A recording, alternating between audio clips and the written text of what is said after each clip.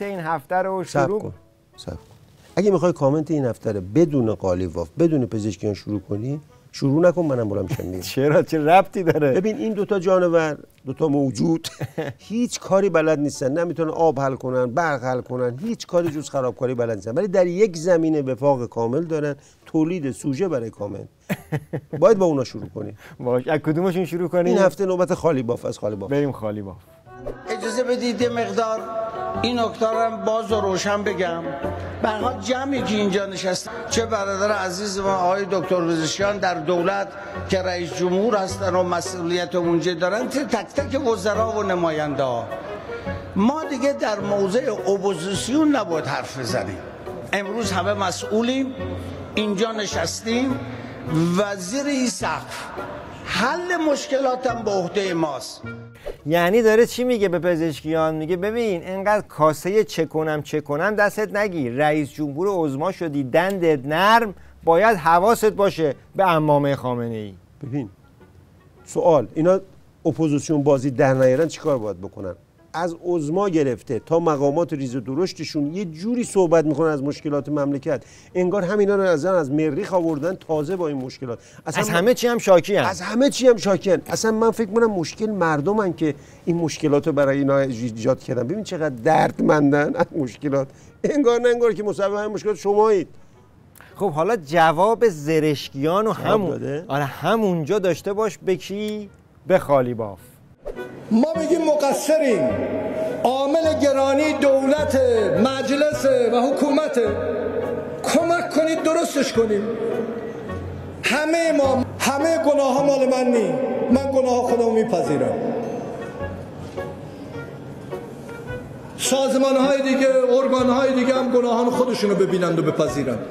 این موجود مفلوک پر تقصیر خود هیچ نمیدونه کجا هست، چیکار باید بکنه. اینو عظما از خم رنگرزی، چون تجربه خودشو داره، از خم رنگرزی در آورده، اینو در آورده کرده رئیس جمهور. این اصلا نمیدونه چی باید بگه. این فکر میکنه مملکت کارش آشپزیه، مثلا آشو کم به هم زدن ته گرفته. تنها دغدغه‌شم تو این همه مصیبت که این مردم دارن اینه که امنیت عظماست، که نکنه اون عمامه عظما بپره. نگاه کن چی میگه. ما در زمانی که جنگ بود بنده هیچ ترسی از این که چه اتفاقی بیفته نداشتم، ولی از این واهمه داشتم خدایی نکرده یه اتفاقی برای رهبری رخ بده، اون وقت ما با همدیگه دعوا میکنیم، اصلا لازم نیست اسرائیل بیاد. از ما پاها تو شونمه، پاچه خاری تو کونمه، زب شده تو ولایتم، این نسلها تو کونمه. میخوام زیر عباد باشم، خر سیاستات باشم، توی همه رزالت ها دلم میخواد با خات باشم. از ما پاها تو شونمه، پاچه خاری تو کونمه، زب شده تو ولایتم، این نسل ها تو کونمه. خب بابک، حالا تو این 1 سال و خورده‌ای که این زرشکیان اومده سر کار، چی کارا کرده؟ اصلا کاری هم کرده؟ سوال خیلی خوب به جایی بود. ما تا حالا داشتیم قسمت خالی لیوانه میدیدیم، میخوایم بریم قسمت پره ببینیم. بله 3 تا کار کرده یا میخواد بکنه. اولیش اینه که میخواد محل پایتخت رو جابجا کنه. منتها داستانش اینه، مثل همون داستان ضرب المثل قدیمی، منار رو دزدیده چاهو نکنده. این طرح به قدری مسخره است که صدای استبل ولایت که خودشون متخصص این طرحی رو هم در آورده. چون ما در سال 99 میدانستیم که ناترازی آب داریم. امسال 16 همت جدای از پول جهاد کشاورزی برای آبخیزداری و آبخوانداری گذاشتیم. چقدرش محقق شد؟ بعد دوستان میان نسخه میدن تهران رو تخلیه کنیم. تهران رو تخلیه نکنید، برنامه رو اجرا کنید. ببین این که گفتم منار رو دزدیده، منظورم این بود مگه این آخوندا و این پزشکیان ها جایی تو ایران گذاشتن سالم که مردم تهران برن اونجا آب داشته باشه؟ بابا شمال کمبود آب داره، شمال ایران که بغل دریای خزره. من فکر میکنم طرح اینا این که مردم ایران و مردم تهران رو بردارن وسط خلیج فارس غرق کنن، مشکل حل میشه دیگه. صورت مسئله پاک میشه دیگه. خب حالا اینایی که میگی که طرح‌های آینده است، میخوام ببینم تا الان چی کار کرده، از اون کارهایی که تا الان کرده بگو. چقدر سوالای خوبی میکنی، سوالای بجامن تراز میکنی. 2 تا ابر پروژه داره که تونسته با 100% با موفقیت برسونه. این عکس رو نگاه کن، تونسته با این جماعت بشنگ آها دیوار بسازه. نه بابا دیوار چه دیوار نه یه رج رو تونسته با این جماعت ناتراز تراز در بیاره. فقط من یه رج از این دیوار یک رج. خود دیوار که دیگه اون ور ابر پروژه ابر پروژه.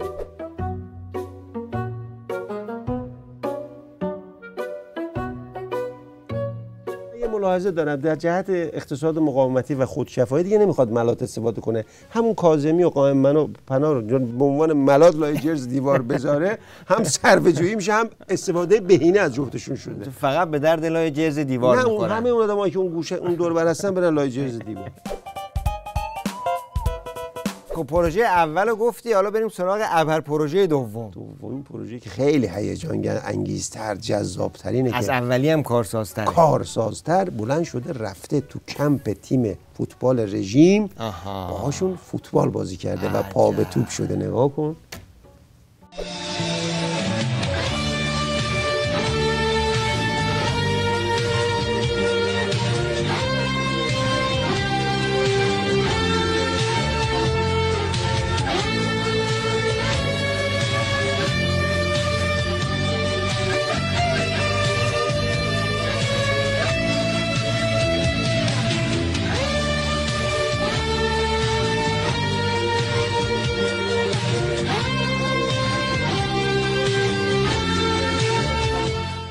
دیدی؟ عجب بابا، از پشتم میزد و دست رونالدو رو بسته پای رونالدو رو در واقع بسته، چون هندبال نیست پای رونالدو از پشت پا پاس میده، پاس تو در میده.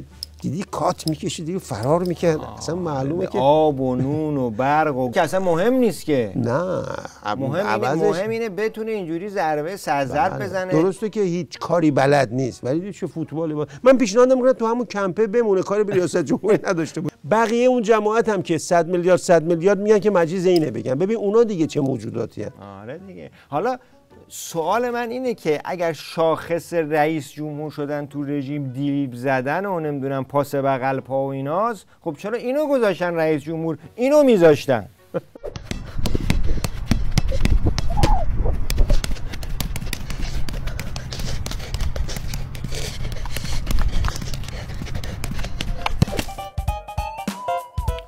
بابا این حرفا رو بذار کنار. اون خبری که تو هفته گذشته آنتن ترکوند هیچ کدوم از این خبرهایی که تو گفتی نبود. چی بود؟ هیجان گرفت. اون چه که آنتن ترکوند این بود که دانشمندای دانش بنیان نظام جمع شدن با هم، بعد 2 تا ربات قلبمون رسید به حنجرمون، هوش مصنوعی درست کردن توی نمایشگاه رسمی کیشینوکس، به طوری که تمام دانشمندا، تمام اونایی که مراجعه کرده بودن شگفت زده شدن از اینقدر که اینا طبیعی هن. ببین مثل ایشون. سلام، خوب هستین؟ شما مستر دیتا هستین؟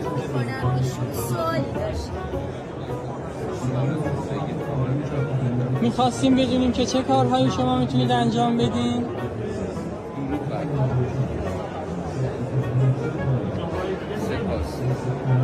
تمام کارهایی که یک هوش مصنوعی میتونه انجام بده ما مجموعی از هوش‌های مصنوعی هستیم که بر پایه یک دیتابیس مشترک به هم دیگه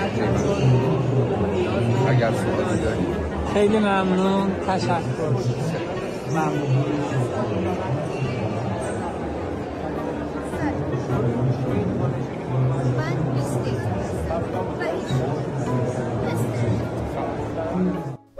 دیدی؟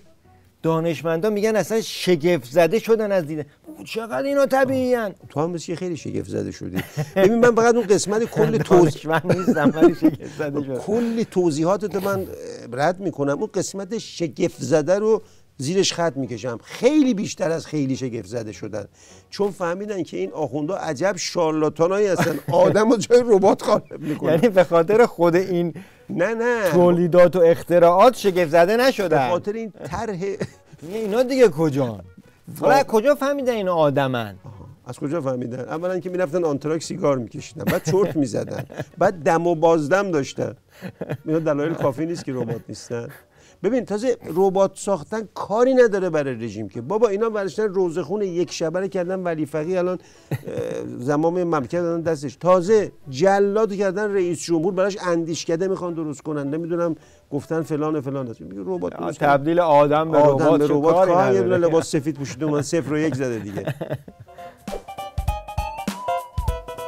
بابا یادت قبلا توی برنامه کامنت هر هفته راجع به اون قطار سریع و سیر پیشرفت رئیسی میگفتیم؟ آره اون دیگه خورد به کوره. آره اون قطاره که خورد به هلیکوپتر و اینا، ولی هنوز این قطاره در حال هوهوچیچیه، داره میره. آره اینها نگاه کن، این بنیاد رئیسی که اصلا معلوم نیست خودش چیه، اندیشکده حکمرانی تأسیس کرده.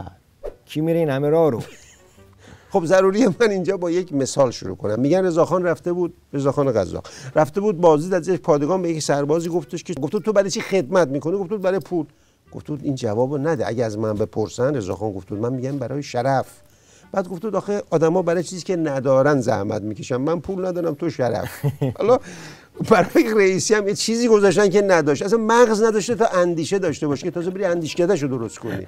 یعنی اومدن چیزی که حسرت چیزی که نداره رو براش در قالب یک اندیشکده میخوان مثلا محقق کنن. ولی به نظر من بابا خیلی مهمه، خیلی ضروریه، چون ببین یه سری موضوعات مثل آنگوزمان، مثل پروپکانی، ناهارخوردی، مگاواماتا، اینا داشت فراموش میشد. حیف این جوکا. باید یه جایی باشه اندیشکده جوکده‌ای باشه اونجا. در صنعت طنز چند مدار ترقی داد. البته من مشکل ندارم اگه سردر این اندیشکده مدرک قبولی یا حتی ردی ششم ابتداییش هم بذارم، من از این کوتاه میام میگم اونو نگرفت که اصلا اینجا مدرک کجا. خب ردیشو بذارن. فشاره بنده چند است، 1000 مقاومت هست، نظام به موی بنده است، 1000 مقاومت هست، عضما کیلویی چند است، 1000 مقاومت هست، خب 1000 مقاومت هست، 1000 مقاومت هست. نفهم شما کوچکتر از اون هستید که بخواهید خود کنید. رئیس جمهور ما از حمقهای درجه 1 هست، از دلقک‌های میدان سیاست هست، از بیخوبان بوک هست، بهش میگن گاو شیرده.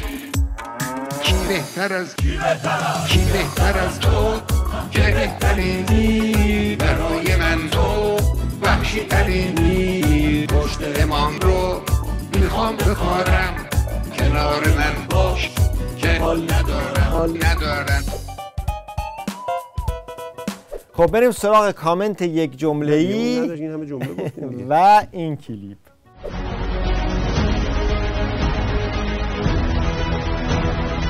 دستگاهی که مشاهده می‌کنید دستگاه سوزن اتوماتیک هست که برای اولین بار در دنیا طراحی و ساخته شده.